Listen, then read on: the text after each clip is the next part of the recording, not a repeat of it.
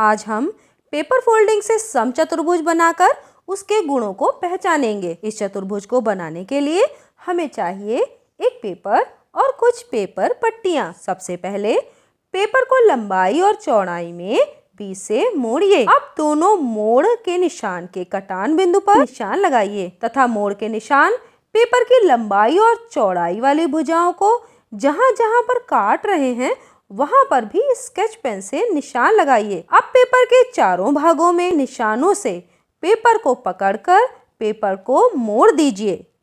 हमारा चतुर्भुज तैयार हो गया। इससे पहले हम समांतर चतुर्भुज बनाना व उसके गुणों को जान चुके हैं। यह आपको समांतर चतुर्भुज जैसा ही लग रहा होगा। तो चलिए इस चतुर्भुज के गुणों को भी जान लेते हैं। सबसे पहले हम इस चतुर्भुज को एक नाम EFGH दे देते हैं तथा मोड़ के निशानों के कटान बिंदु पर O अंकित करते हैं। अब स्केल या पेपर पट्टी से इसकी भुजाओं की माप करते हैं। पेपर पट्टी के एक सिरे को EH भुजा के E बिंदु पर रखकर H बिंदु तक ले जाकर पेपर पट्टी पर EH के बराबर निशान लगा देते हैं।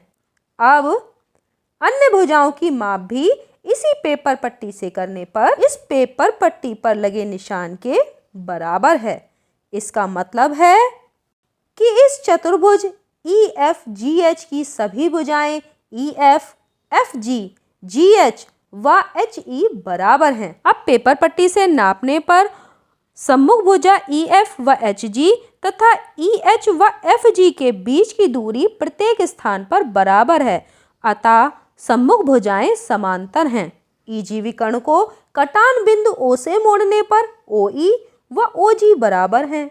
इसी प्रकार विकर्ण FH को भी कटान बिंदु O से मोड़ने पर OF व OH बराबर हैं। अतः EFGH चतुर्भुज के विकर्ण एक दूसरे को समद्विभाजित कर रहे हैं। चांदे से नापने पर विकर्ण एक दूसरे को 90 डिग्री पर समद्विभाजित कर रहे हैं।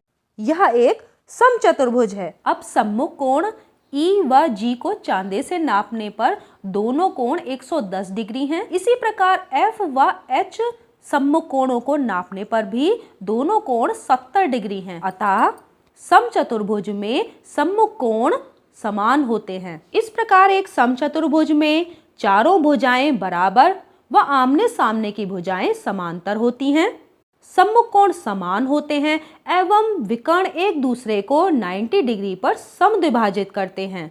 समचतुर्भुज समांतर चतुर्भुज का एक विशेष रूप है।